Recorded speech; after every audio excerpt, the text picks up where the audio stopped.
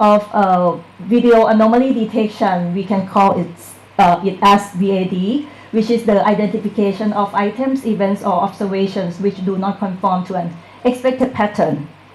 And video anomaly detection here for surveillance video system helps in analyzing situations. So just for example here, we already have the CCTV cameras, right? That is already installed. So we get the scenes from the video frames, and then we split into images, and then we would like to find those abnormal events. So in this research, the abnormal here is that the event that is different from others. So the normal pattern is like people just walking around, like in the crowded scene, people just walking normally, and then suddenly someone just drive a car through that area, or drive a bicycle, or just throw some objects, something like that. Okay, so like as of now, I may be the anomaly one because I'm standing and you guys just sitting. Okay, so actually anomaly, it depends on the definition. So you can specifically define for your own problem as well. But for this one, we would like to compare with the benchmark data set and the state-of-the-art work. So we use the benchmark available data set. So what we would like to do is that we would like to detect those abnormal events, and we also would like to localize the pixels in that frame as well. So we need to detect and also localize, which is pretty challenging. Okay? So the challenge in video anomaly detection, first of all, is about the scene. Mostly it happens in real-world scenarios. So in real-world scenarios, it has a lot of people occluded, like illuminations, shadows, something like that. So we need to deal with that. And also because it's pretty difficult to find the abnormal samples, because usually we have like the normal samples quite a lot. So it means that if you would like to do some supervised learning, that would be like imbalanced data, of course. So yeah, so that's why one of the way that we can handle this is to train only the normal samples, and then the model will know about what normal is. And then when we test the model, we can like feed all of the data into the model, and then it can find the difference. Okay. And another one is about object localization. So in this research area, researchers mostly like to feed the full frame, but sometimes it's not like that cover with the full appearance of the object. So it leads to the lack of feature information. For example, like you can see in this picture here, that this vehicle is actually abnormal, but it cannot detect it because some of the part of this vehicle is missing. And also this as well. This guy is actually like riding a bicycle, but the model is also mistaken. And another important challenge in this research is about false positive anomaly detection. So in this one, the system incorrectly detects regular events as abnormal ones. As you can see that there's a lot of false positive here, that the model misunderstood the normal patterns at the abnormal patterns. Okay, so this is the main problem that we need to fix. So usually we do the spatial temporal representation. So we take the spatial information and also temporal information together, because we would like to get the information from the exact frame and also from the temporal representation, like from time to time. Okay, so this is the way that we can get like comprehensive information, and also we do the unsupervised learning as we train only the normal patterns in this case. And this is the overall for the background and literature review.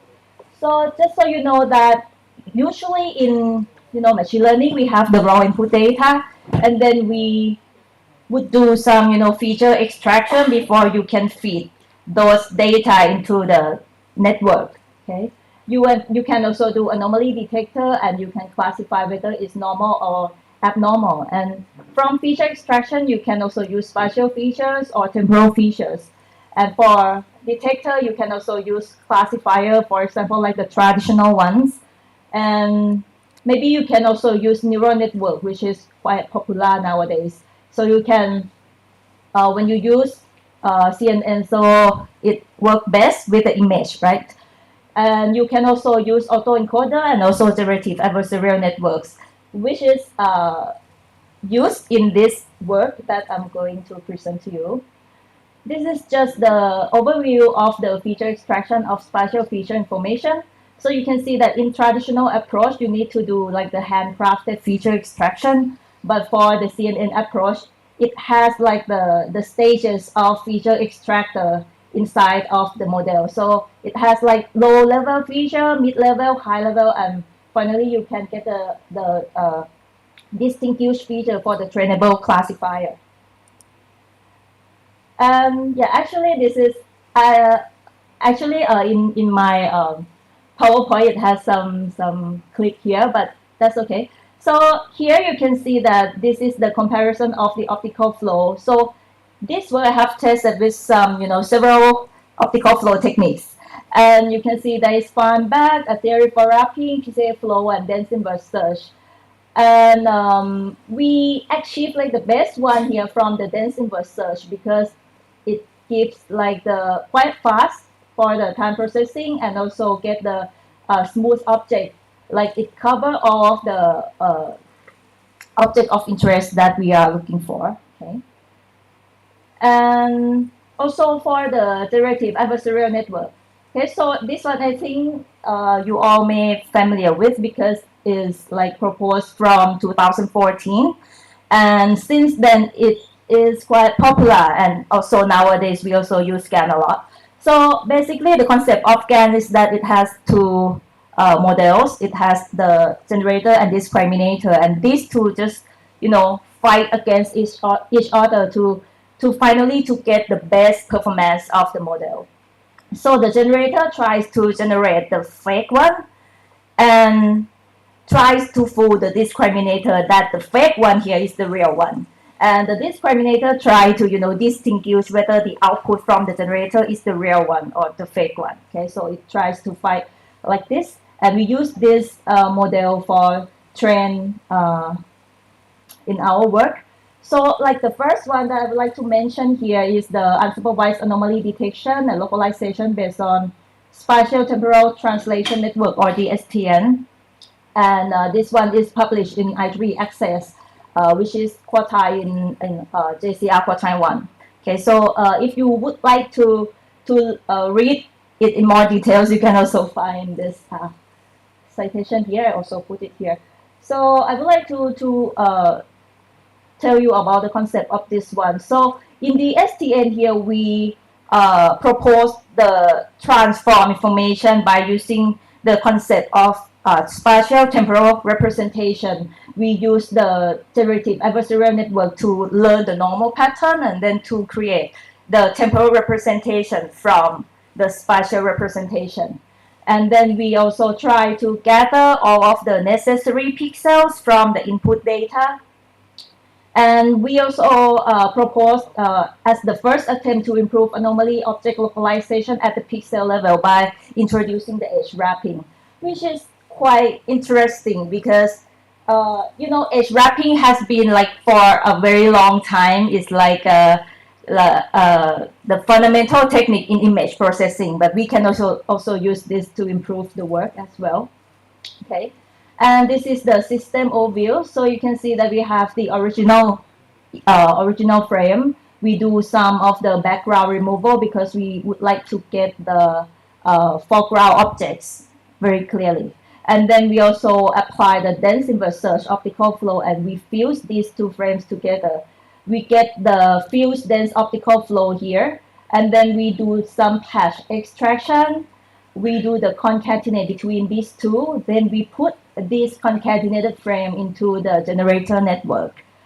And then this generator network will generate the generated dense optical flow as the temporal representation. And then when we would like to find the anomaly, we do the local subtraction to find the difference in pixels, and we apply edge wrapping, and finally we get the output. So the detail in each step over here is that we have like the dense inverse search here, where we also use for like patch correspondences, multi-scale aggregation. We do some variational refinement, and then we fuse this dense optical flow. So for the patch extraction here, you can see that we try to like get the comprehensive feature from the frame, where, for example, in this scene, is like people just walk from the road in the vertical direction, kind of vertical, yeah, just some alignment. But then we would like to extract all of the like full body of the object. So we do some patch extraction here. And then this is the data preparation. So the input is the continuated patches of frame and the frame from the background removal, which is represented as spatial representation. And the target is the patches of the fused dense optical flow as the temporal representation. Okay. And also in the generative adversarial networks here, we have set some of the details in training. And in this one, we use unit architecture. Okay, and we also have some, encoder and decoder, and we apply skip connection and residual connection. Okay, so this is the detail of the encoder and decoder architecture. And with this proposed, it helps us to improve the performance of the image transformation, and also allow to use smaller networks and easier to optimize as well. And for the discriminator, okay, so here we use PatchGAN to perform as a binary classification. So it can classify the fake sample, which is labeled as 0, and the real sample is labeled as 1. And with this one, it helps us to reduce complexity time, because it has like fewer parameters over here. And for the objective functions and optimization, so we have two losses for this work. The first one is the GAN loss.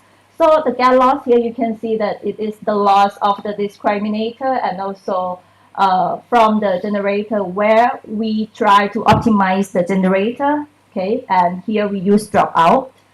And also another loss is the loss of the generator as well, where we find the error compared with the ground truth. And for the hyperparameters, so we optimize the model by using Adam optimizer with this learning rate and also this momentum parameters. So we would like to find the anomaly in the frame. Okay, so the best way to do that is not, I would like to say that it's not that complex, but it also gives us like the satisfied results. So you can just subtract these, between these two frames. Okay, so from obfused, and you minus with the object here. So if there is some, value that is greater than 0, so that could be like the possible abnormal events in the scene. And finally, you do the normalization. Okay, and then you apply the edge wrapping. Okay, so for this one, because at first we just finish with the subtraction and it's all good, but it still has some false positive. Okay, so the way that you can also handle with the false positive is also use edge wrapping. So in this one, we apply the edge wrapping here. So in this edge wrapping, it has like Gaussian filter to smooth the image, gradient intensity, non-maximal suppression, and some threshold. Okay. So here I would like to show you about the data set, and also the parameter setting and some evaluation criteria, and also the results. So in this research, you can see that there are like 3 data sets here, which is like the benchmark available data set. The first one is UCSD. Okay, so this one has 2 subsets, which is the pedestrian 1 and pedestrian 2, and it's all outdoor scenes in the real world. And then the second one is UMN dataset, the third one is CUHK Avenue, which is the data set that is recorded in front of the gate of the university. So students just walk around normally, go in and out. And then the abnormal one is that these kids just, run around throwing papers, and the guy just throw the bag, something like that. So yeah, so that would be the abnormal.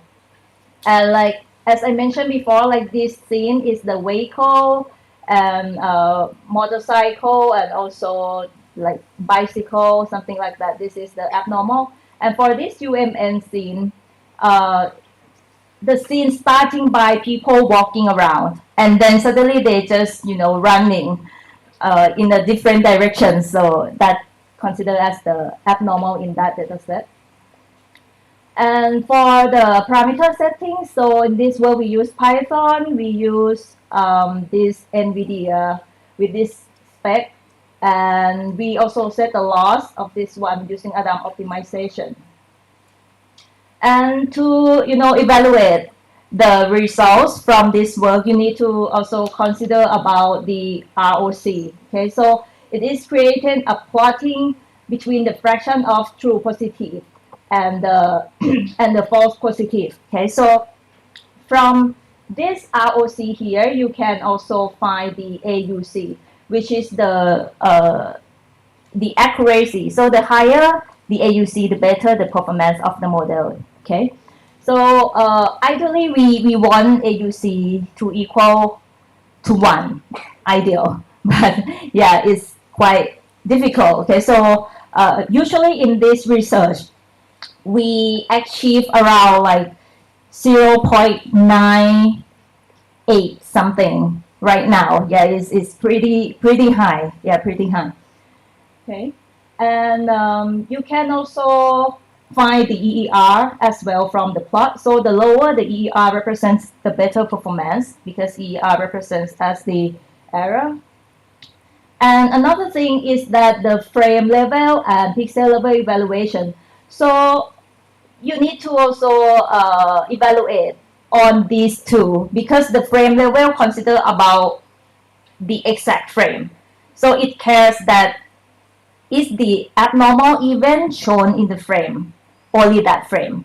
It doesn't care about the position, okay? But another thing is the pixel level evaluation. So for the pixel level here, it indicates the position of anomalous events and trigger if the detected abnormal area overlaps more than 40% with the ground truth. So usually people get high accuracy in the frame level. Yeah, better than the pixel level. And yeah, I would like to show some results from this work. So the STN is the proposed model. And you can see that we compare with the pedestrian 1 frame level, pixel level, and pedestrian 2 on frame and pixel level in ER and AUC. And you can see that we mostly outperform of the other state of the art, just some ER here.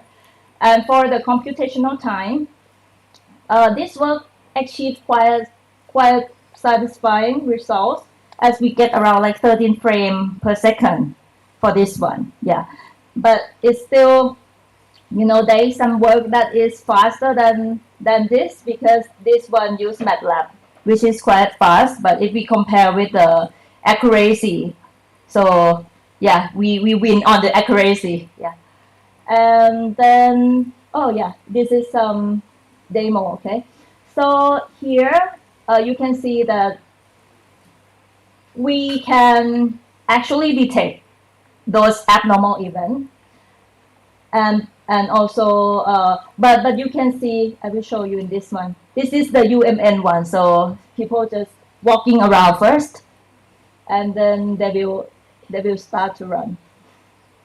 Yeah. So you can see that we still have some limitation, as we don't detect all of the abnormal events correctly. But yeah, mostly we can do that. And this is from CUHK Avenue. Okay. Yeah, so this kid just jumping around, the guy just throw some paper, some objects. for no reason. I don't know why he do that. Yeah. So yeah, so you can see that we can detect that, and this is some of the images for the results. Okay. We also compare to see the impact of the edge wrapping as we apply this one as the final stage. So you can see that with the edge wrapping here, it can significantly improve the result. Okay.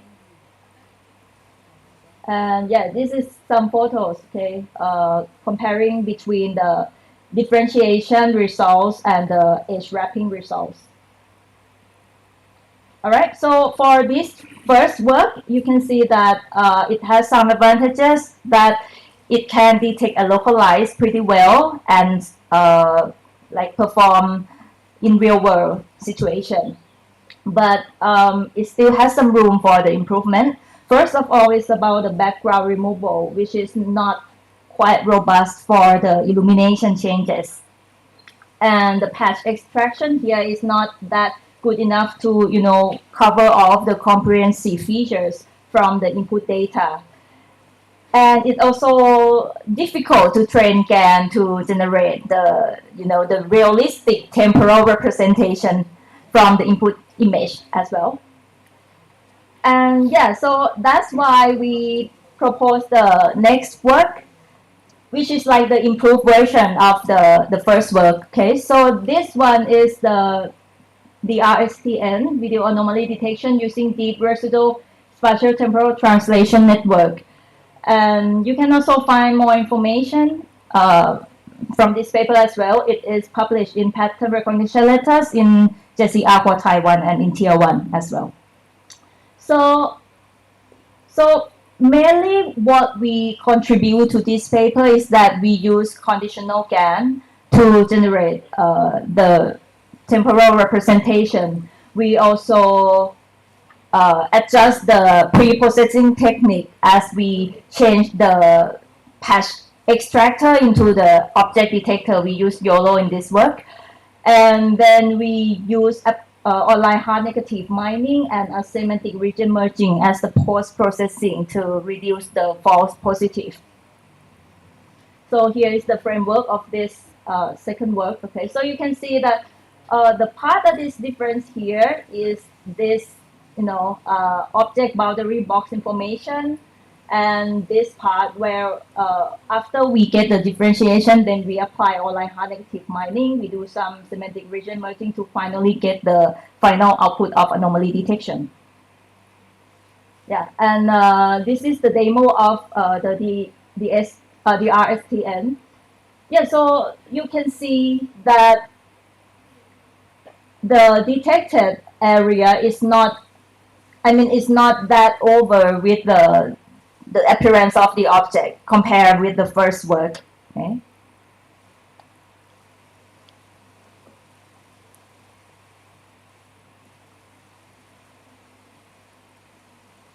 Yeah, and this is another scene from the data set. Okay. Yeah, so actually it's quite take like some time to get this result. Like we do some time on research on this one. Yeah. Yeah, so you can see the performance here.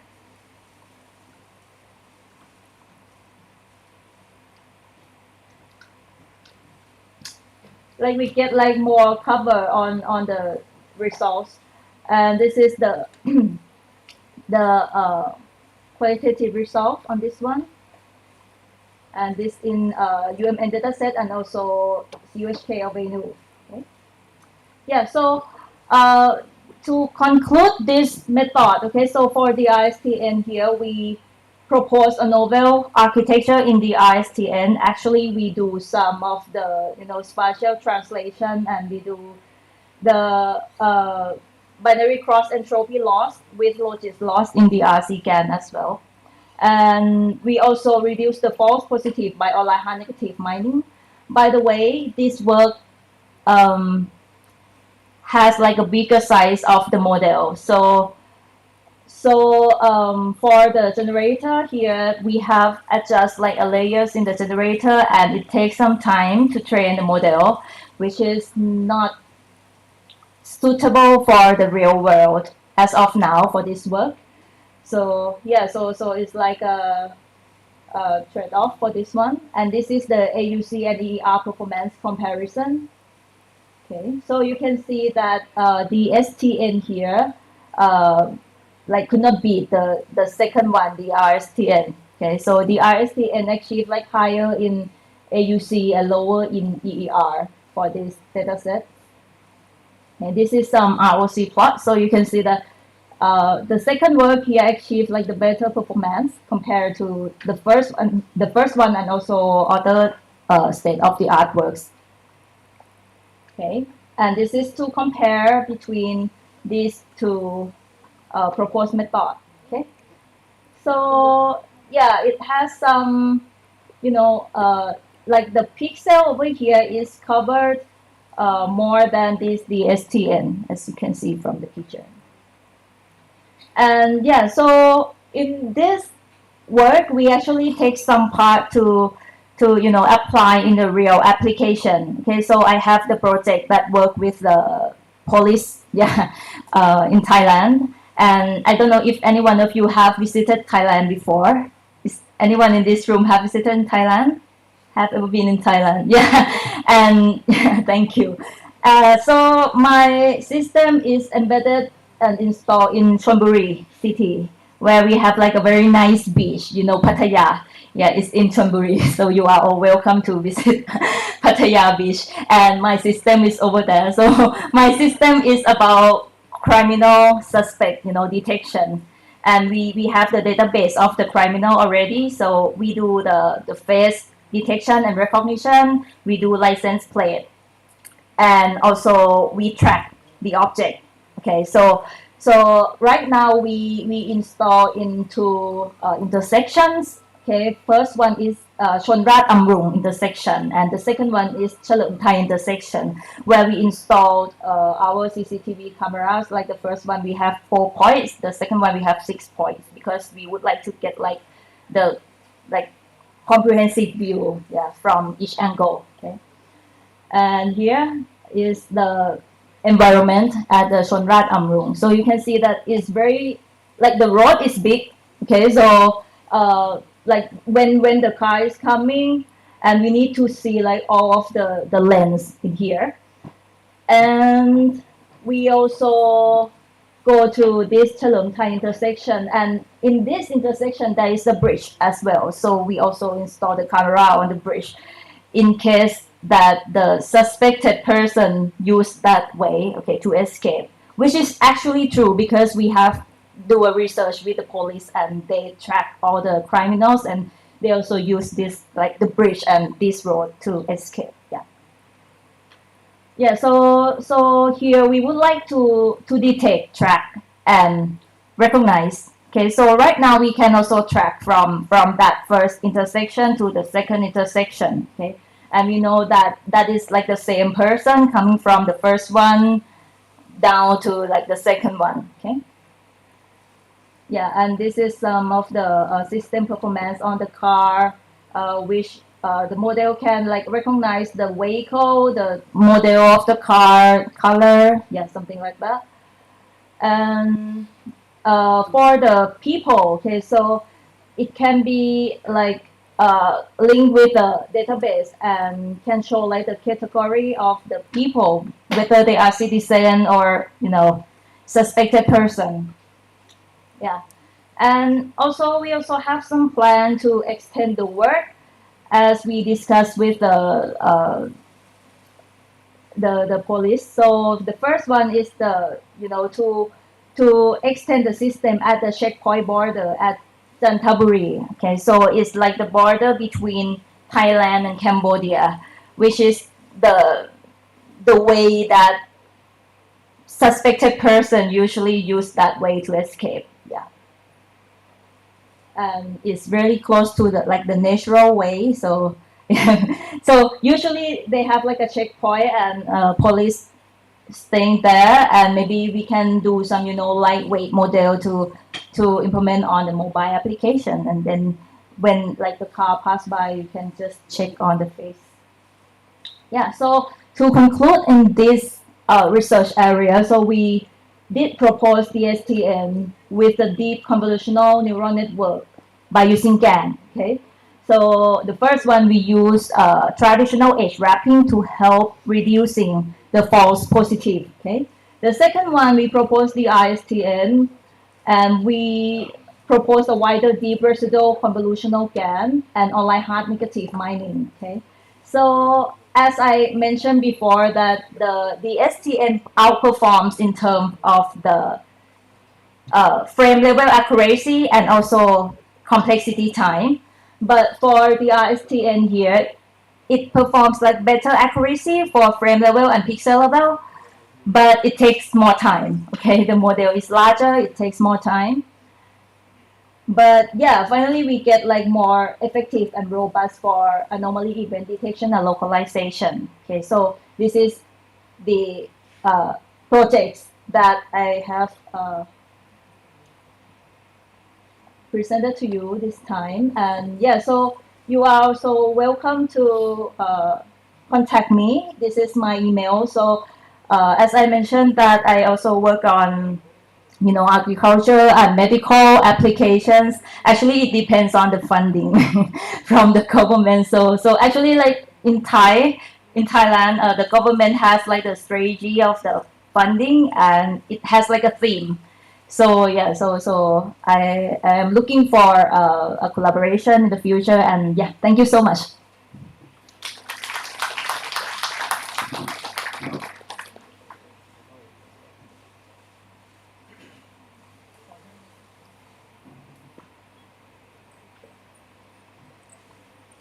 Thank you, Titapurna ma'am, for sharing your wonderful knowledge in AI/ML in anomaly detection. I request Dr. Rajesh Ekudi sir of CSA Department HOD to present memento to Dr. Titapurna ma'am as a token of respect and gratitude.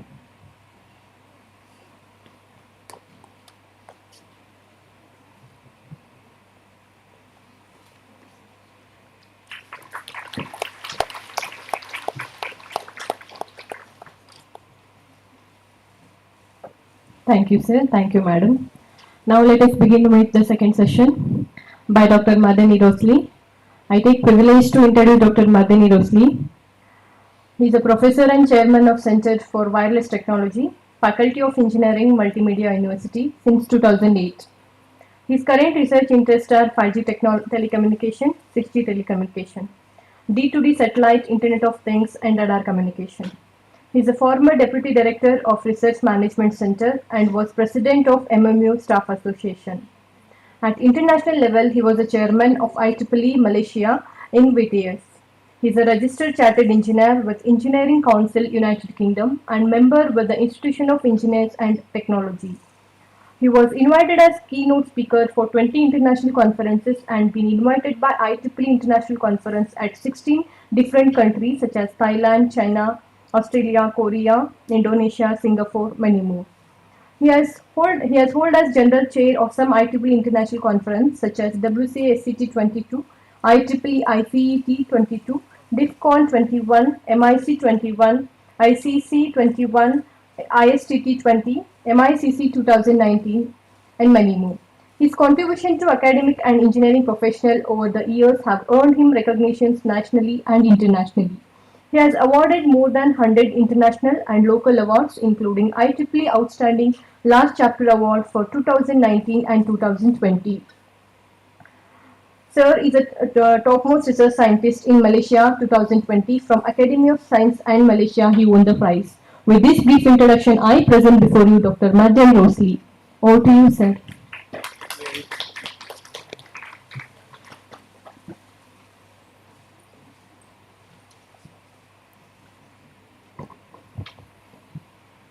Hi, very good morning to all of you. I'm honored to be here, to know all of you. I'm from Malaysia. Anyone been to Malaysia before? I think many, right? We are Asian. We are Asian. Okay, so I'm from Multimedia University, Malaysia.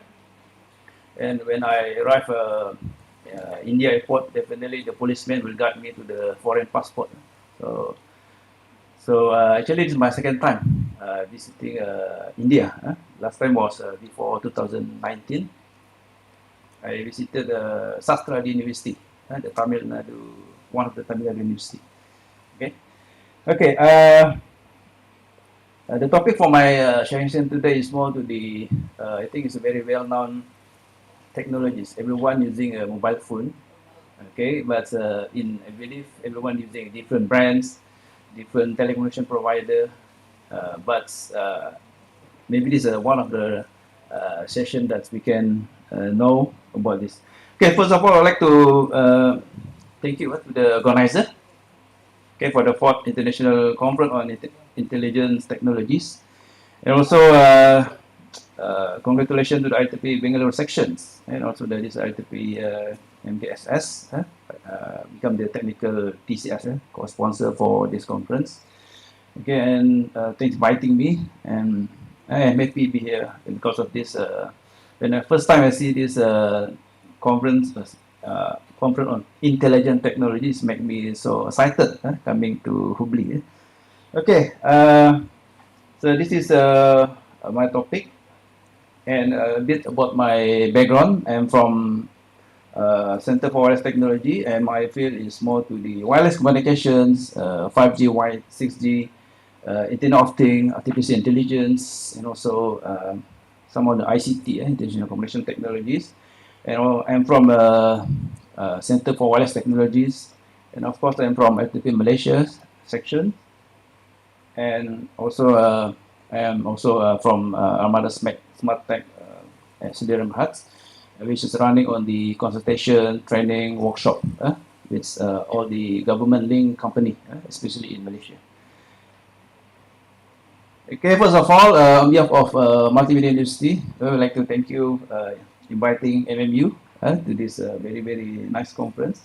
So this is one of the engineering, one of the faculty in my university, located in Cyberjaya, Selangor. Okay, and in our university, we have around 10 faculties. One of them is the faculty of engineering. It's under me, and the rest are more to the IT, management, business, applied communication, and many more. Okay, in total we have 10 faculties. Okay, under my research Center for Wireless Technology, we are having a few projects, especially on the wireless communication, satellite communications, artificial intelligence, Internet of Things, and also some related with the microwave, radio frequency, and also satellite. This is our main focus. Okay, we actively collaborate with industry. Even we are from university, we are actively collaborating with industry as a consultants, and also a collaborator, and also as we know, our university is a government-linked company and also government university part under Telekom Malaysia. Telekom Malaysia is one of the internet system provider in Malaysia. So that's why we are very active in many projects related to telecommunications, wireless, ICT, and many more. This is some of our industry engagements. We have collaborated with many industry likes, especially on the telecommunication sides, governments, sectors, private sectors, which not purely in Malaysia, they are worldwide, but they have branches in Malaysia, especially Huawei is one of the company in China. Okay, today I would like to share two things only. One is about this IR, industrial relations, which is maybe matched with this conference theme is on the intelligent technologies. And of course, I will relate with one of my peers on the 5G, 6G wireless technologies. And of course, as a beginning, of course, I will try to simplify my presentation. Of course, I know everyone comes from different backgrounds, different scope. But all of us, we are in one family, because we are in engineering, IT, computer science, all are related with this topic, intelligent technologies. Okay, and of course, I will start with very brief on what and why about these technologies. Okay, I think 5G and 6G are well-known technologies. Okay, for example, this technology dominating around 99% of the coverage in the world, especially in Asia. Okay, for the informations, this generation, they are evolved from 1G, 2G, 3G, 4G, 5G, 6G. They have around 10 years, 10 years separation evolutions. So, for example, this 5G supposed reach to all the countries in year 2020. It's supposed in 4 years ago, but until today, there are some countries that not fully enrolled this 5G because of many reasons. Maybe I can say one of the reasons is because of the geographical and also the political reason. So, of course, India, one day you reach this more than this, 6G, 7G. So we just wait and see. Okay, for example, in Malaysia, we also having not 100% 5G. Okay, we only have around 60 to 70%. And our government promised to our people we will fully reach this 5G end of next year, 2025. Okay, so maybe we are in Asia is very normal compared with US and UK. We are around 2-3 years behind. Of course, in the world is US. US is always number one, especially this mobile phone wireless communication. Asia is always 3 to 4 years behind. So just want to share with you what we have in 5G and what we will have in 6G one day. Okay, before that, I'd like to touch this one thing. It's IR, Industry Regulation. It's very close with this conference team on the intelligent technologies. Okay, this is where we start. I mean, for example, today we have 6G, 5G, where we start. So this is the thing that helped us to start. We started with IR. IR stands for Industry Regulations. So why we need this? It's because of this reason. We want to change our life. We want to change our work, the way we communicate with people. This is the reason why we need these technologies. Okay, and when you're talking about this IR, industry regulation, is something that everything's become robotic. I mean, this is less human involvement. One day, it's not only Malaysia, India also. We are having this kind of practice. All robotics. I mean, all the campus, smart campus. We have smart technologies, and of course we have smart students. Okay, and why we need this is because you can see it's really changed our life, the way we communicate. One of them is we have a smart car technologies where we don't need to. I mean, you can just trust your vehicle to drive for you to reach to the destination. So you can sleep during your driving. You don't need to see what F, right? It's like aircraft system. You know, aircraft system, they don't drive. Actually, it's the radar is driving them. That's why aircraft can fly in the midnight without the sun because of this technology. So one day, vehicle will do this for us. So we don't need to worry where we go, either turn left and right, or even now we have a Google Maps. All this guidance, so we don't need. So this is all technology. So we want to move to this smart technologies. Of course, a flying car. Everywhere is jammed. So many countries now they are implementing this flying car, and also maybe you want to order foods from outside, from KFC maybe. So you don't need the people come. You just come from by this drone. Okay, there are 4 reasons why we need to support. I mean, all the countries need to support this IR. It's because of the costing, customer, complexity, and competition. So, in other words, every countries we want to move towards the smart country. Malaysia, India, China, Japan. In Asia, I can say number 1 is Japan. Number one is Japan in terms of this technologies. We have Japan, Korea, and China. That's why many countries, especially from Malaysia, Thailand, Indonesia, they are exporting. They are importing a product from Japan, Korea, and of course in the world, number one is US. Number one is US. So this is the trend. So why not one day India number one? This is what we want. That's why we need expertise from our student. Now our student is learning. One day they will become the very, very smart people, which can give a contribution, a big contribution to the country. This is what we hope. And it was the plan for US, Japan last time. Their student making them different today. So when you're talking about this IR, you can see this is the IR 1.0. It's a steam power. It's very, very old things, but it's very useful until today. And 2.0 is more to the electricity. Electricity still used at some factory today. And 3.0 is more to the like 3D printing, printing in the 3D, not in the normal page. It's a 3D. And of course, when we're talking about the 4.0, is everything.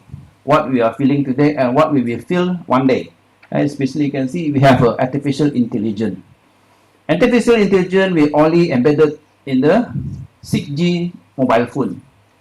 That means one day when our country you have a 6G coverage.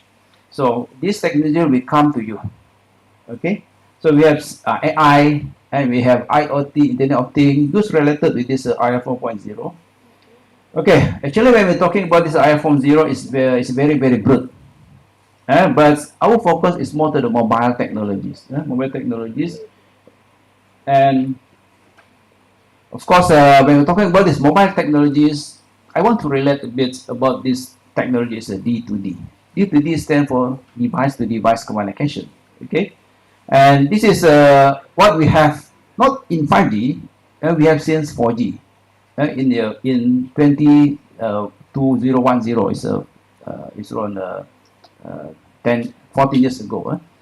Okay, we want to know what's the requirements, what it's about, and we start from this picture. I think it's a very well-known picture.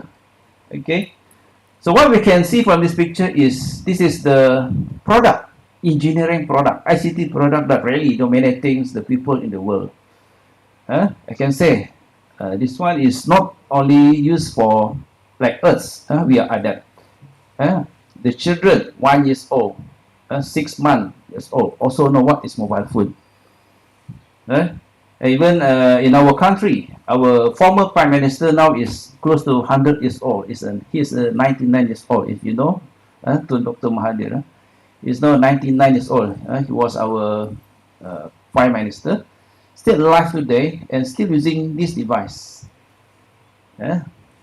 I don't know what's the oldest people in Malaysia, maybe more than hundreds.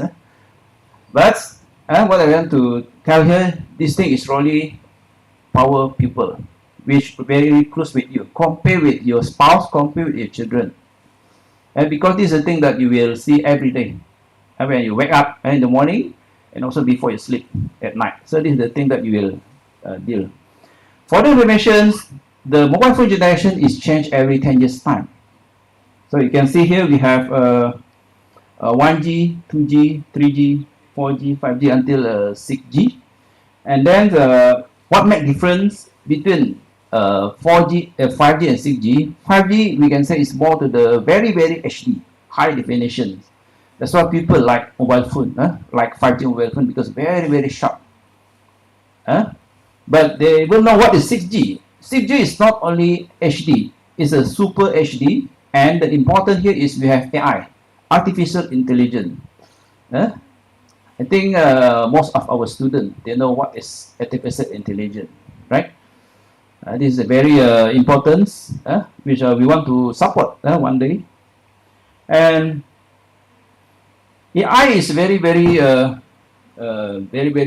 big technologies. It's very broad, and then this AI actually started since 14 years ago. But it's not really, it's not only controlling human now. Okay, this is what's the reason why we want to make this AI come to our mobile phone one day.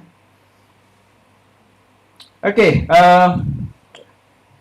so when talking about this 5G, 6G, okay, actually they are running on the same reason, same purpose, same plan, but in different way. So you can see here, this is the roadmap for the 5G, 6G. Okay, some countries they already have certain technology, some they are still in the very beginning phase, beginning level. So later on you will see what is 5G we have. So 5G stands for fifth generation. Fifth generation, and of course the young generation they're very happy when this thing come to them. One of the reason, of course, this is useful for the media social. I think everyone you have your own media social, right? You have LinkedIn, you have Facebook, you have Twitter and everything. And for the young generation, especially the school, primary school students, they use this device for watching movies. They like watching movies. They like playing games in the phone. Okay, so how we can accommodate this technology to our people? Of course, the answer is 5G. So you can see here, 5G is not only for mobile phone, it's for everything. So I mean, it's really make the country change for everything. It's for car, it's for vehicle, it's for building, it's for school. And the important here, what we are talking here today is for this device. D stands for device. I can say that this 5G is really connecting the community. If you remember, during our COVID-19 time, not only India, not only Malaysia, most of the university in the world, they are running their classes virtually. So this thing really proof is very useful, and especially during our COVID-19 time. Even the meeting, everything was heard virtually. So how this technology help you? Okay, so you can imagine, so without this technology before the COVID-19, no classes, no meeting, everything is sleep. So it means you can't move forward. That's why we should appreciate this technology come to us. Okay, actually they have some challenges in the 5G, and don't think that 5G is easy. Actually there are some challenges, and still we are facing until today. Even most advanced telecommunications country in the world, Japan, US, they're also facing the same problem here. Okay, in terms of the data rate. Data rate is the speed lah. It's like the speed. It's a normal words. Flexibility, not really flexible. Interference, distortion among the devices is one of the problem. Okay, latency. I don't think 5G is very fast. Even is the considered HD, high definition, but still having a delay. Okay, and then economic impact. That I will show you why this is really giving an impact to the country, especially on the economic side. Mobility. You use your phone while driving.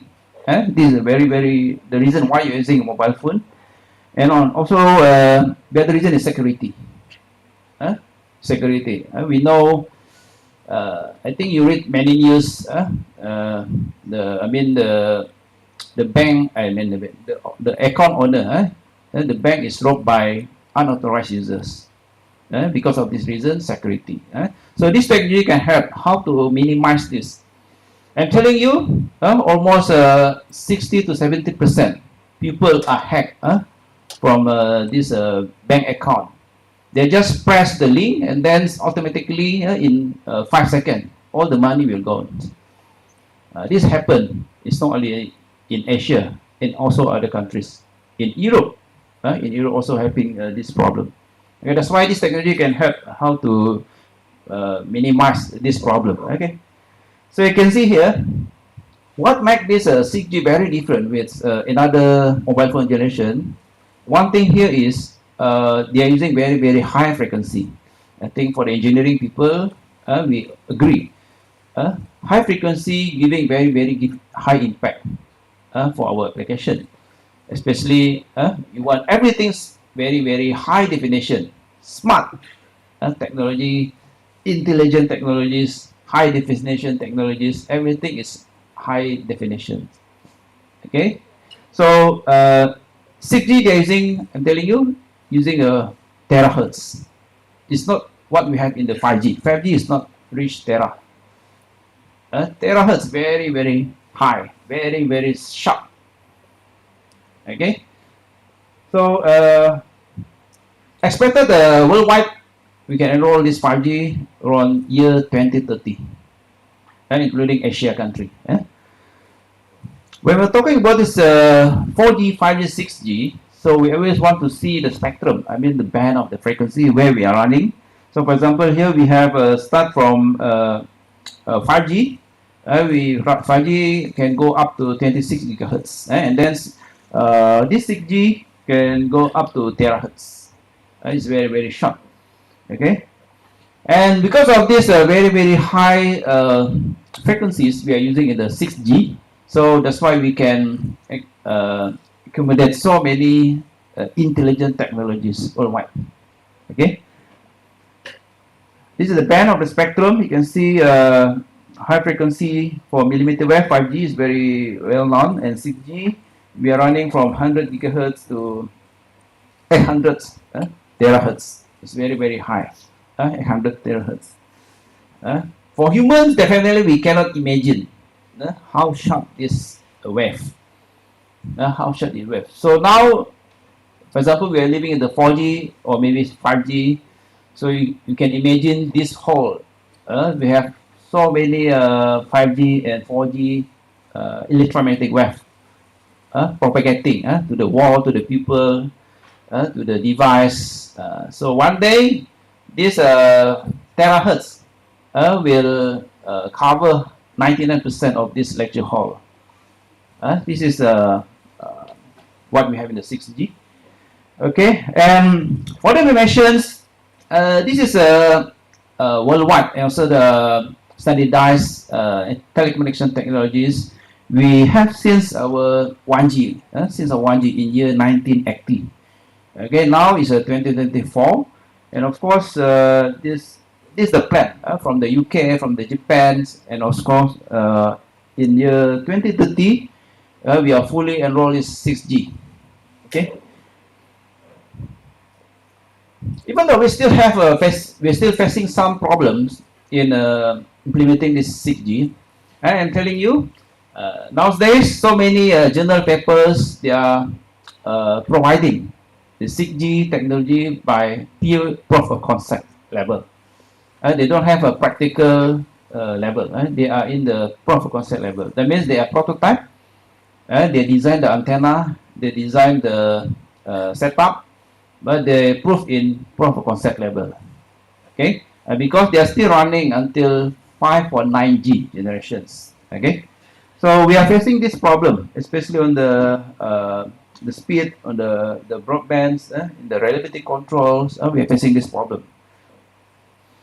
Okay, and then we should know why we need 5G. Because of this reason, you can see you go to one place, you can search the place, just scan. Then your phone will show you where is this shop, where is this building. Then you don't need to use Google Maps or any maps. Okay, and then into of the maybe it's useful for the mechanics. They want to measure the dimension of the building, the dimension of the sofa and everything. So this 5G phone can do for them. And of course, today we are depending with the laptop. Actually, it's old technology. So we want to move this. We do everything using one single phone. Even today, you can see in the normal lecture hall, we have this projector. One day, we don't use this projector. When we have this technology, you use a very, very single device. It can project you on your screens. So you can, the benefits of having this technology, because we can do your work anytime, anyway. You don't need to bring the very, very big laptop. Even last time, the desktop was very big. Now laptop considered very big. Okay, and then we have iPad. So we don't want iPad. And then smallest one, mobile phone. One day what we have, only watch. Watch can do everything for you. This is what the 5G have. Okay, that was IR 4.0, 5G, 6G. Now I want to touch a bit about this, what we have in the 5G. Okay, it supports the D2D. Okay, what is technology here? I believe, for example, I arrived Hubballi yesterday. I saw so many tower, the base station, beside the roads, everywhere, on top of the hills. Okay. Okay. One day when we move forward to the 5G, everything becomes small. You won't see the high tower because high tower is cost very, very high. Okay. What's the government want? They want to make everything simple, small and simple, but giving very high impact. The answer is 5G antenna. 5G antenna is very small. It's not like what you have today. Even in Malaysia, we still have this 4.9G base station. It's very big. Okay, and then based on this 4G and we can say cellular communications, for any conversation, any task that you will do, you must get permission from your base station. And for example, now you message your friend. Your phone will send the message to the nearby base station. Get the permission. Okay, once it's permitted, then you can send anything. We don't want this because this is create delay. Okay, can you imagine the conversation is really take time because of this 5G. We have this D2D. D2D is the technology that's will not interrupting the base station. The communication between mobile phone base station is just signaling. It's for billing purposes. That means it's to pay your bill monthly. But what we want is a direct.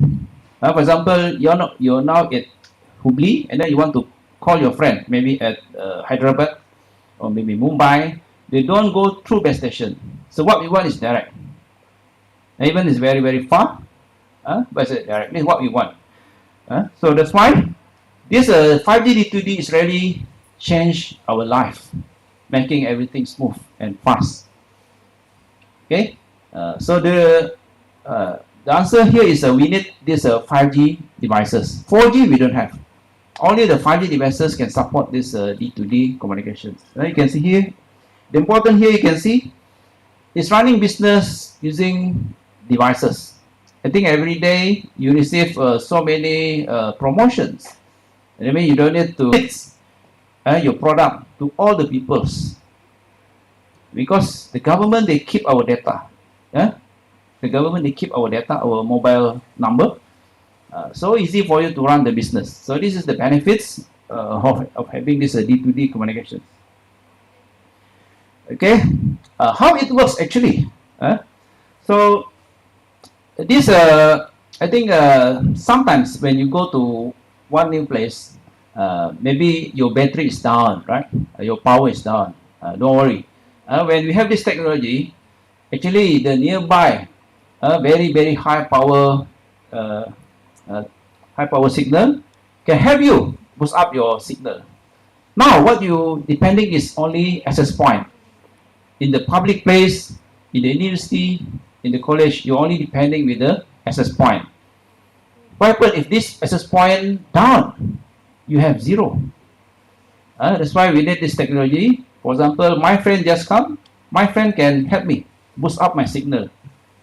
Can you imagine in this lecture hall, there are so many people using a very, very good signal. So one helping each others. What's the meaning? We can extend the coverage. We can extend the coverage. So this is the benefit of having these technologies. Okay, so as we know, this 5G is reach around 10 gigabit per second speed, very, very high speeds. And then this D2D, they're riding in these speeds. In terms of these bands, they have two type of bands, in-band, out-band, and maybe you have questions one day when you have D2D come to you. Should we change our phone or not? The answer is no. It's because it's very, very minor update from your current base station. That means your government don't need to spend money to change your base station features. That's why many countries, especially in Japan, Korea, they're having these technologies because it's no changes on the base station, not many changes. The changes is only the application side. Okay, so that's why you can see this is a band cover the old and also the current technologies. Okay, and I think everyone know about this interference. Is very normal. When the new technology comes, the new interference will come to us. I don't think the technology help us 100%. Actually, they have another problem come to us. But the problem is still still acceptable and still very very minimum. Okay, I just want to share. We have this day-to-day projects. We have prototypes. We have running industry and also government projects in the labs, and some related publications that you have. Okay, it's more to the mobility management, and then we have multiple techniques, and also D2D project communications. Okay, and few more. Okay, when we're talking about D2D, actually, they have we start from the algorithm side. I think many computer science students they like the algorithm, right? So actually, we need the help from the computer science people help us. So what we need from them is the coding and also the algorithms. They help us to design the algorithm. Then we integrates with the engineering telecommunications technologies, and then when we are designing this, we set up this, we have to define the parameters. So you can see this is, for example, this is the HUBBALLI, and then this HUBBALLI consists of old and new phone. New phone will have the old phone. Okay, and then don't worry about your old phone. You still can get better signal from the new phone. So in other words, they're helping each others, and they can extend the coverage. Okay, so this is the new things lah on these technologies. And then I just want to share here is about the difference between this D2D and without D2D here. They are improved in terms of the throughput, in terms of the noise level, okay, in terms of the mobility, and off and over, and of course this is valid for both in-band and also the out-band. So I mean, we don't care the frequency band that you're using, either low or high. This technology can support you. So you can see it's very very tally with the theoreticals.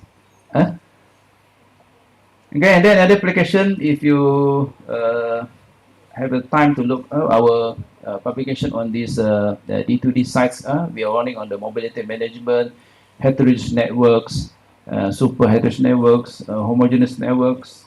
Okay, and then we have running on the beamforming antenna sites and satellite. Okay, and also we are running on these multiple techniques, especially the TDMA. Okay, and then use cases is the first thing that we should start. We should know where is our problem. This is the example of the problems that every country should consider. So for example, you can see, I just want to take one thing here. When your car is stolen, nothing you can do. You go to the police station, make a report. Now that one is all technologies. So this technology will help us to find where is your car location.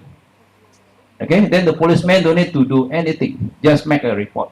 That's an example of this useful of these technologies. And again, some project that we are running under this company, this university, and also we are also running with many countries in the world. For example, my project work with the University of Southern University at UK. So we are running together, and we are publishing the papers, co-authors, and also we have supports in other nearby country like Indonesia, and also some other countries. Collaboration is very important, and just want to share here why we need this 5G, because it can give a very very new job for the young generation. Regardless you are from computer science, IT, engineering, or any engineering fields. This is a proof. This technology really make a new job for our young generation. I mean, when you're working in this field, you're interested in this field, so the job is waiting for you. The job is looking for you, not you looking for the job. This is demanded by the government. Okay. Okay. I think before my end, so this is some of our IEEE event. We collaborate with university and also industries. Some visits, some talk, some forums, some workshop from Japan, from telco. Okay, and another achievements from Korea. Okay, from Romania. I'm from IEEE Malaysia, so I'm very glad I'm one of the IEEE community. I think all of you are IEEE members, right? Student members. Please remain IEEE membership until end of your career. I started my IEEE student member since I was study last time.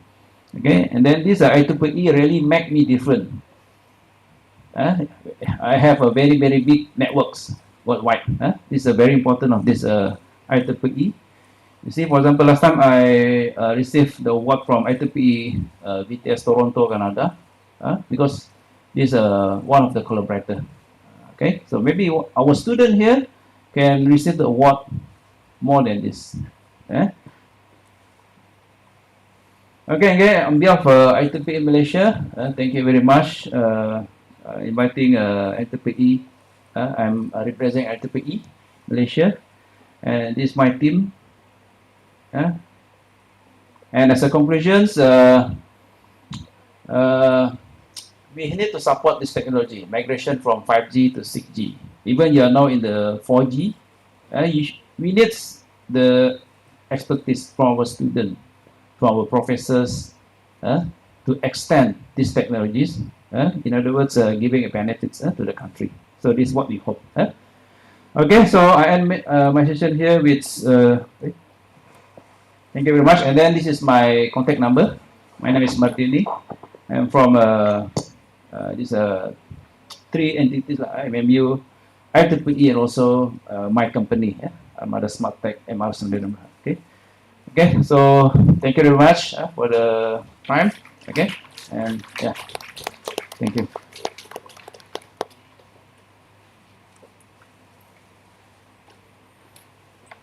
Thank you, Mardini Rosli sir, for sharing your knowledge in 5G and 6G telecommunication. Now I request Dr. Vinoda Madam to present memento to Mardini Rosli sir. Sir, please come.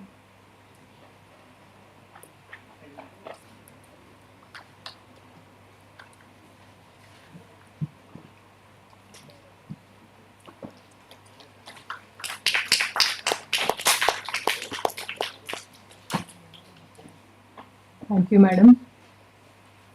Now we'll begin with the keynote session by Dr. Pesitiano Harimukti.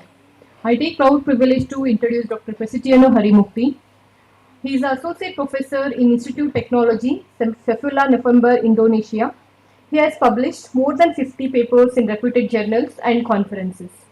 His research interests are development of electrically small antenna, development of microwave components, MIMO-based radar system, wideband HF communication system, WMAX test bed design. He is active senior member of IEEE and involved in several committees of IEEE Indonesia section. With this brief introduction, I present before you Dr. Pesitiano Harimukti sir. Over to you, sir.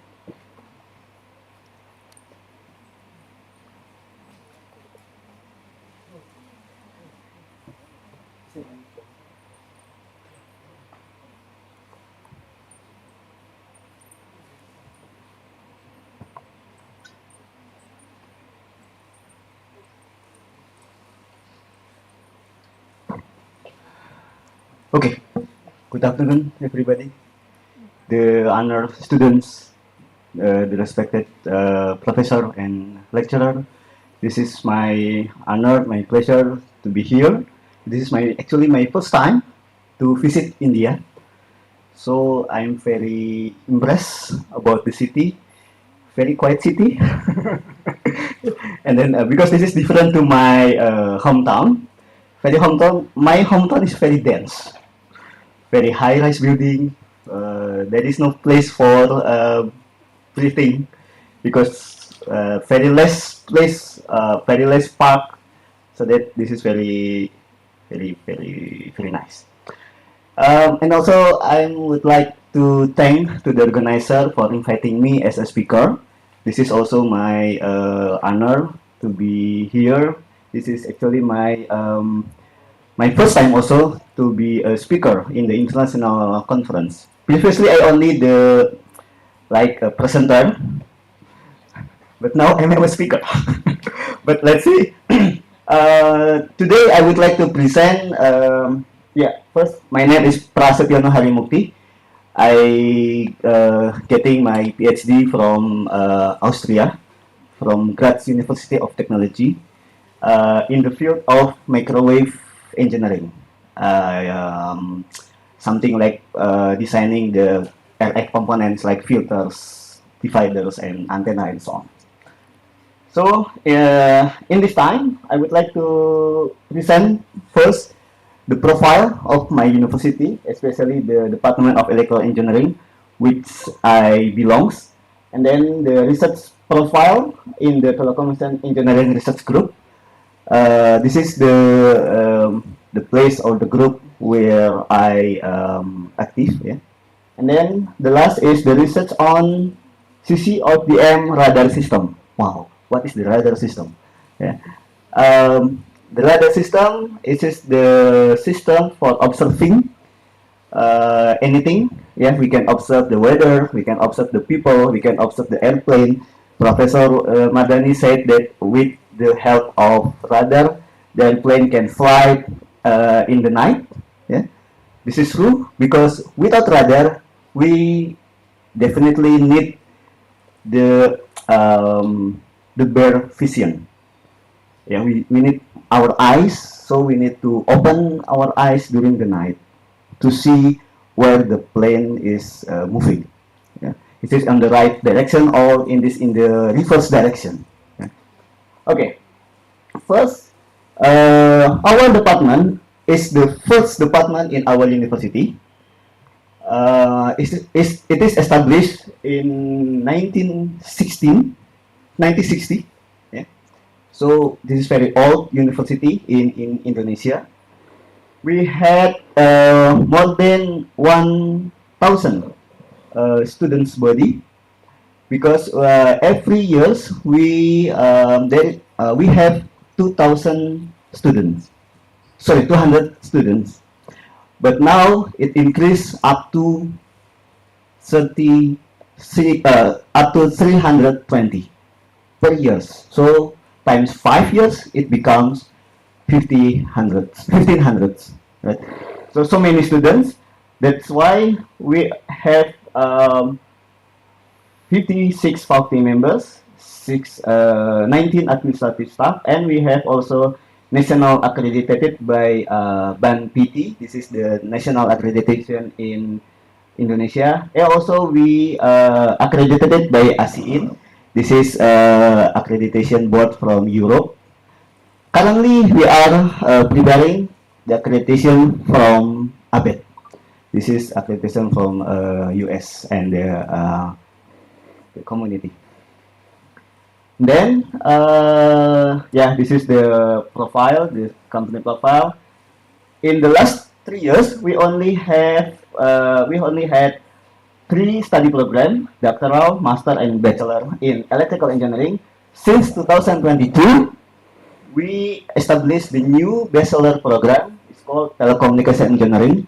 So within this study program, the student focus to study on telecommunication engineering, not disturbed by power system, electronics, and control system. So today we will have the third batch of the students. This is the field study of the electrical engineering. We have electronic engineering, we have multimedia telecommunication engineering, control engineering, and power system engineering. The laboratory, we have around 12. We have around 12 laboratories. The third one,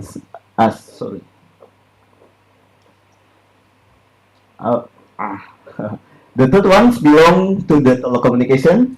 The second third belong to the electronics. This one belong to control. The fourth one belongs to power engineering system, power system engineering. Then this is our student achievement.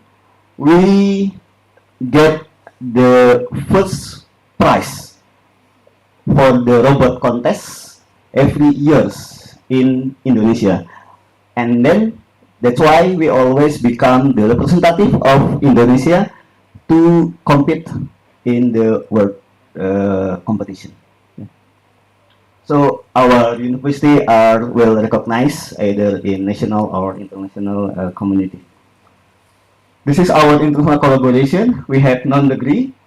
This is with Asia University Taiwan, Istanbul Aydin, Sibaura, and that's with Netherlands, with France, and also staff mobility with University of Malaya, University of Perlis, TU Graz.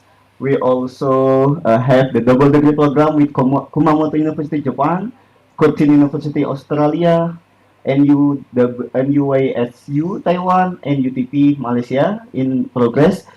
But we also have some another collaboration with KMUTT and also maybe Multimedia University.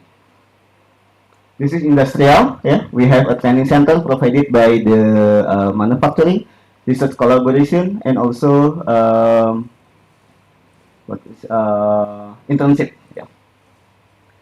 This is the profile of my group. We have three laboratory: telecommunication network, multimedia communication, and antenna propagation. For telecommunication network, we are focusing on software-defined network, wireless sensor network, wireless communication network, and network infrastructure and security. For multimedia communication, they are focusing on signal processing in communication system, Internet of Things, smart city, blockchain, and cryptography. And for antenna propagation, we have research on wireless propagation, antenna development, microwave component, radar system, and multi-antenna system. What I will discuss now is about research on CC OFDM radar system. This research focus on two fields. The first one is radar system. The second one is microwave engineering. What I want to discuss now is focus on the microwave part, on the hardware part.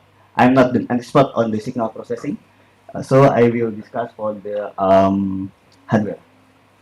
Why we propose research on the radar system? Because the needs of observation system, either for civil and military applications, the emerging because in observation system, actually for the first time, people observe the appearance or the coming of the plane by making the parabolic arms.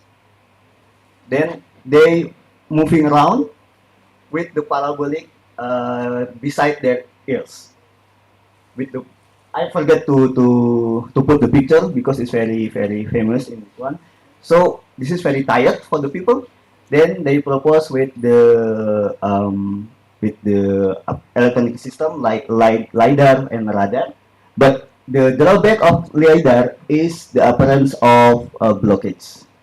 If the propagation links there is a if in the propagation link there is building or there is people, the connection will be lost. So we use all the appearance of the cloud. Then when the signal cannot be penetrated to the earth, so that we propose the microwave with electromagnetic system for the radar system. So by the first time, beforehand the radar is moving mechanically with the rotor and then with the rotator. But now we propose with the electrical beam scanning, means that the hardware is steady, but the propagation, the beam of the signal is moving, like this one. So at the first time, the beam only in one direction, but now we can propagate in the any direction.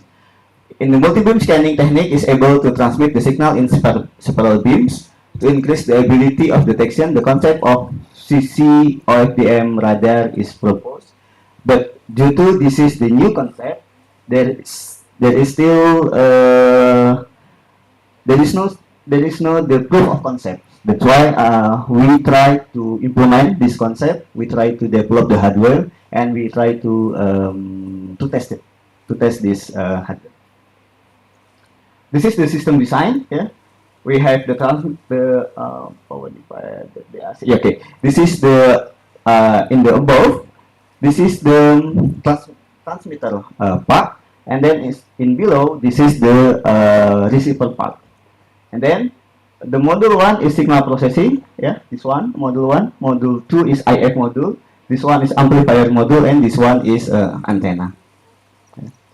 This is the specification of the system. Yeah, we are operating in the 3 gigahertz with the gain of 14 dBi, with the maximum object, the area of the object is around 150, and the minimum area of the object is for around 50 meter square. It means that we can observe airplane, but we cannot observe the people.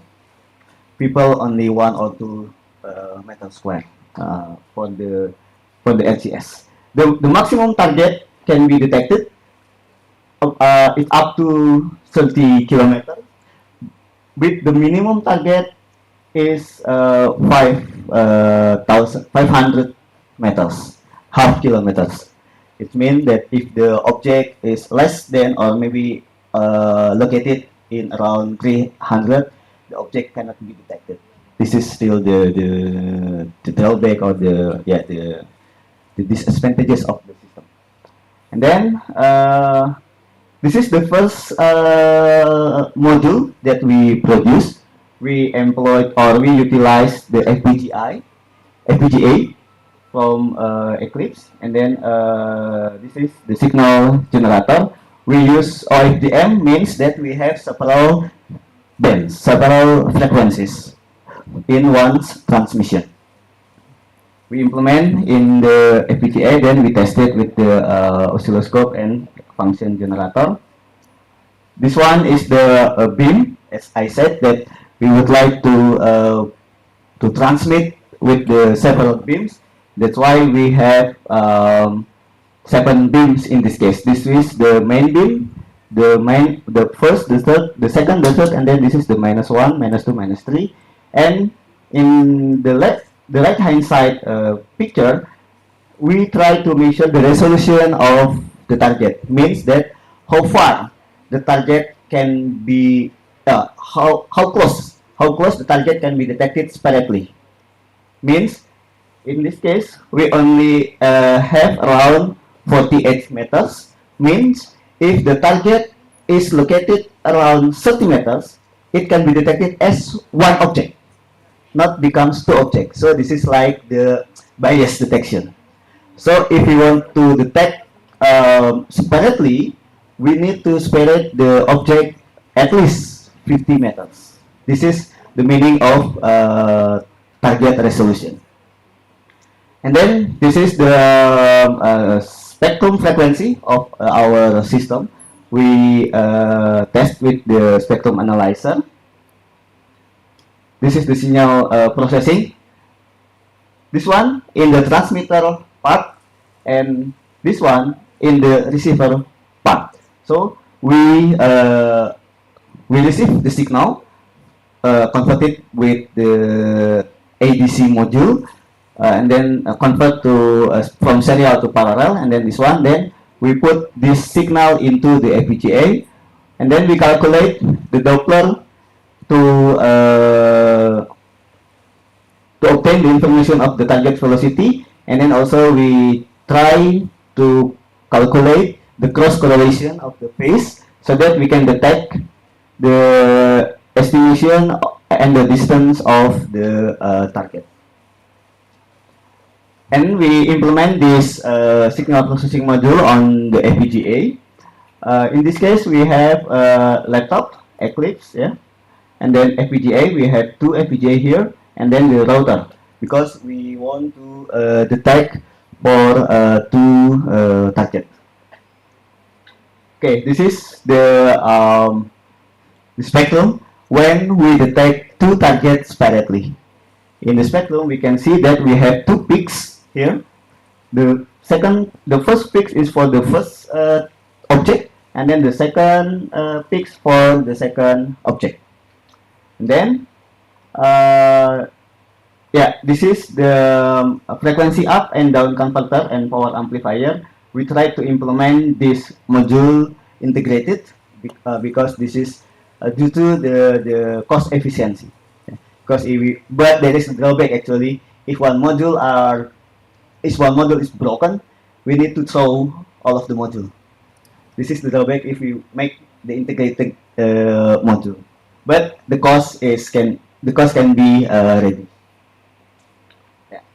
In the above part, this is frequency down converter. This one is power divider because we need to divide the signal from transmitter to the receiver, and then also frequency up converter and power supply system. This is the block diagram of our system. We try to use the automatic load switching, means because our radar system has several modes, always transmitting, transmit and receive alternatively, and then always receiving. Then we need the system to be can be reconfigurable. Yeah. That's why we put the automatic load system here. We put the signal from the baseband. So when the baseband transmit the signal, they can trigger the power amplifier to be active. In vice versa for receiver. This is our simulation with AWR. We see that our system can achieve what we want. The difference is only half and half up until 2 dB. So the difference are still small. Okay, this is the tested. Yeah, the amplifier has been tested. We have tested with the signal generator and the spectrum analyzer. We see that the input power of 0 dBm with the alternator of 20 dB for amplifier output becomes minus 20. So the gain of the amplifier can be calculated around 28. Okay, this is the last one for the low noise amplifier. For this one is implemented in the transmitter side, but for this one is implemented in the receiver side. We use two stages of transistor. For this one, we use the module level, means that we use the ready or the available chip. We buy the chip, we implement on the module, and then we test it. Is this work or not? But for this case, we try from the scratch. We try to develop the amplifier starting from the transistor, because the basic concept of the transistor can be used as the amplifier instead of comparator and so on. So that we use two stages of the transistor. We put the transistor here. This is the first transistor, and then this one is the second transistor. Then we obtain good gain here, 29 dB of the gain of the amplifier with a very low noise, 3 dB, and the return loss is very good, very nice. It become minus 73. Yeah. In this case, yeah, for this one. Then this is the testing, the simulation result of our system. Yeah. The last one is PLL. Do you know what is PLL? face lock loop. No? Yeah. PLL or face lock loop is the device which function for to lock the frequency, because due to some disturbance from the environment like temperature or maybe noise from the other part, the frequency can be shifted to the other frequency. In the telecommunication or in the radar system, we don't want to have the shifted frequency, because if the frequency is shifted, the detection will be false, will be wrong. So that we try to stick to the frequency in the stable value. So that the way, because the phase is changing, so we, when the phase is changing, we lock this phase and then shift back to the previous value, so that we can have the frequency with the stable value. That's why we develop this frequency. The PLL can also be used for the synchronizer, because we have several modules. With the help of PLL, we can maintain, we can keep the synchronization between the modules. Yeah. So that we try to also to develop PLL with the help also with FPGA, because behind the PLL we do some signal processing. Yeah, this is the implementation in our lab. Yeah. We use FPGA here, and then this is the result. For 180 megahertz, the spectrum frequency are still poor. Yeah. This is because the module does not have the filters, so that so many frequency are propagated, so that we try to implement the specific or the very narrow filter there, so that the frequency will become like this. Okay, thank you. This is some of the picture of Indonesia. Yeah. Very beautiful. I hope you can visit these places. Yeah. This is in Bali. Yeah. This is in Lombok. This is in Papua. If you know Raja Ampat. Yeah. Very. This is very in the eastern part. In the eastern part of Indonesia. This is in the middle part of Indonesia. Okay, welcome to Indonesia. If you are, then terima kasih. Thank you very much.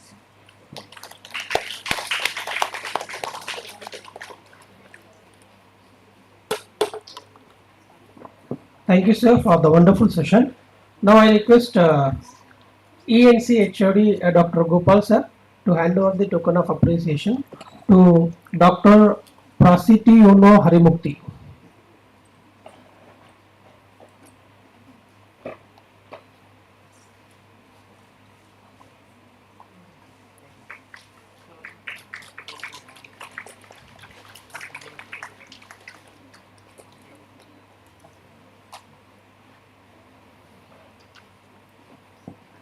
Thank you, one and all, those who are gathered here.